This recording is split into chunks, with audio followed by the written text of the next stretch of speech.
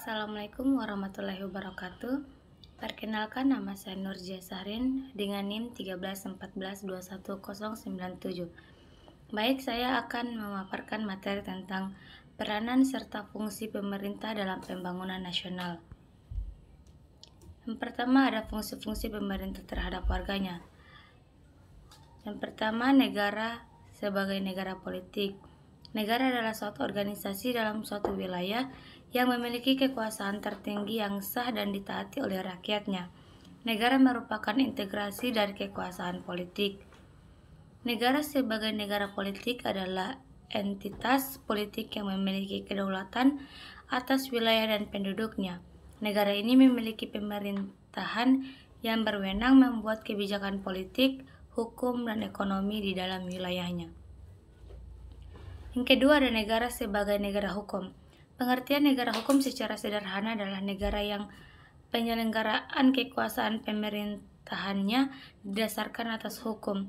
Dalam negara hukum, kekuasaan menjalankan pemerintahan berdasarkan kedaulatan hukum atau supremasi hukum yang bertujuan untuk menjalankan ketertiban hukum.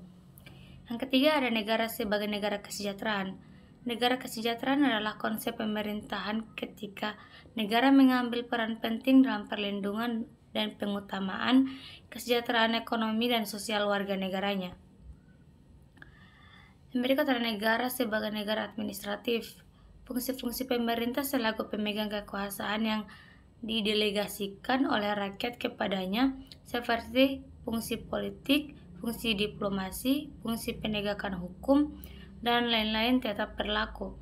Akan tetapi, di samping semua fungsi tersebut terdapat dua fungsi lagi, yaitu fungsi pengaturan dan fungsi pelayanan kepada masyarakat.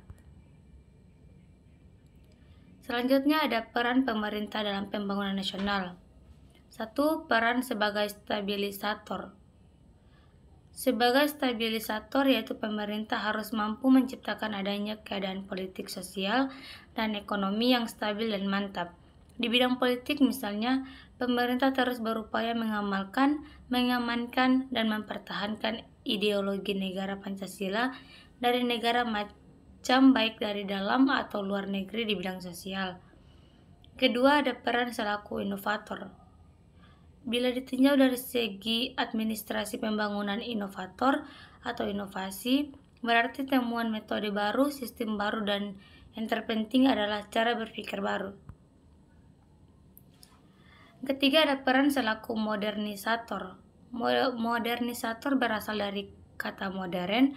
Jika diartikan dalam kata sifat, maka modern adalah suatu hal yang sifatnya terbaru, sesuatu yang mutakhir. Yang keempat, peran sebagai pelopor.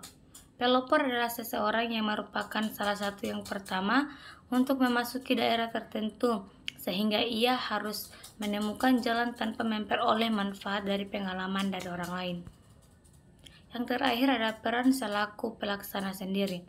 Peran pelaksanaan sendiri artinya adalah pelaksanaan berbagai kegiatan pembangunan merupakan tanggung jawab nasional dan bukan menjadi beban pemerintah, semata karena berbagai pertimbangan seperti keselamatan negara, modal yang terbatas, kemampuan yang masih belum memadai.